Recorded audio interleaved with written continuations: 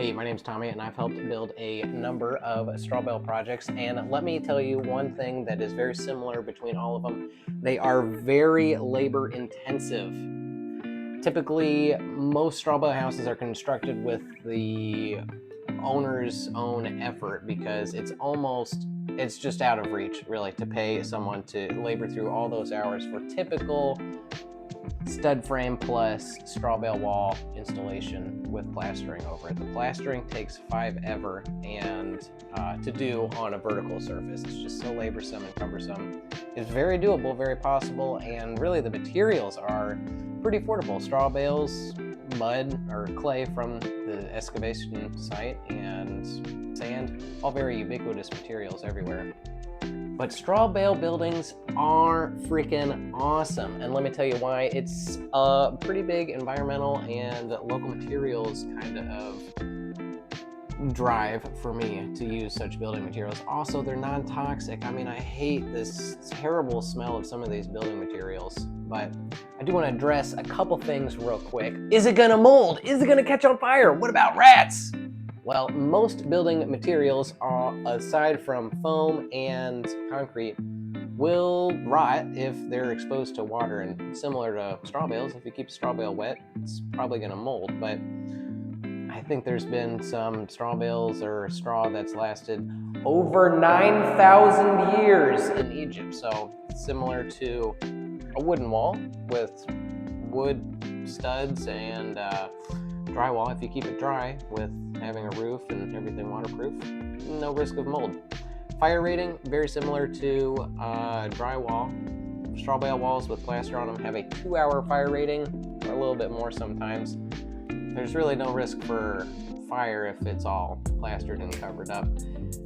You can expose a straw bale wall to a direct flame for 2 hours and it'll be hot, but that's how you do a fire rating test, and it'll perform pretty well relative to other conventional materials. What about rats? Well, we're using straw, not hay. There is no food for any mice in straw. It's just the stalk. So it's mostly carbon, similar composition to cellulose. Now, why use straw bales instead of a really fat wall with cellulose? Well, a couple reasons, really. One, with straw, that straw would either decompose or catch on fire through a prescribed burn in farmers' fields. So harvesting that straw, making straw bales, is literally capturing carbon from the atmosphere and storing it in a building project. So you're actively capturing carbon from the atmosphere, which personally I think is pretty cool. So let's talk about embodied energy just for a second. A crappy house built with a lot of foam and concrete will have a very high embodied cost. It takes a lot of energy to make concrete, it takes a lot of energy and fossil fuel resources to make foam, and so building a house with this has a very high embodied energy cost with it. But if that construction design is very energy efficient, then it won't consume that much energy in the long term, but the amount of energy used to create it is still intensive. So using these high performance dynamics, we can create a building that not only performs well, but also has a negative embodied cost because we're actively capturing carbon and putting them in these walls. It's also using local materials, which are typically harvested from a farmer very nearby, and I think that's pretty cool. Very non-toxic materials. I mean, you can have kids running around throwing plaster at each other on the work site. It's really, I would suggest having some safety protocols for if you're going to actually have kids around, but typically it's very human and health friendly building with natural building materials.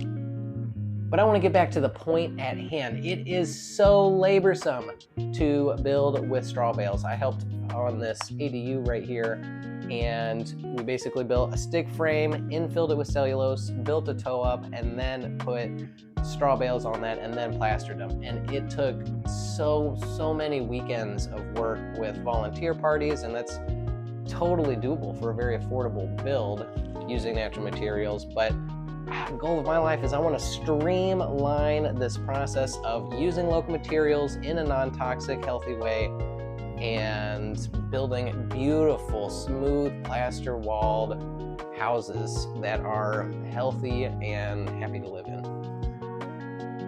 And so that brings us to the topic at hand: straw bale panels.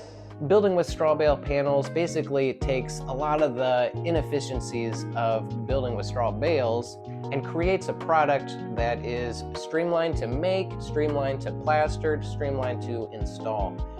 And one of the biggest pros about it is that you're making these straw bale panels in a warehouse, in a nice safe warehouse where everything's laying flat and out in the open and can roll around and stuff.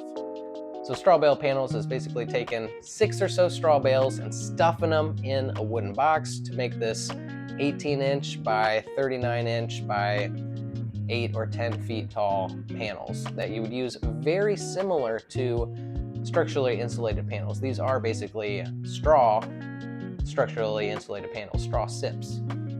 And so this takes straw bales, which really not many people know how to use or build with, and it meets the general contracting world with a material that is nice, square, plumb, and pretty straightforward to install.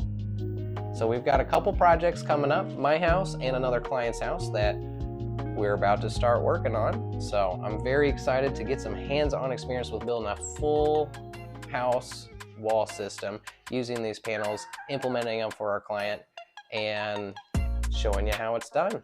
Please hit that like and subscribe button if you want to hear more.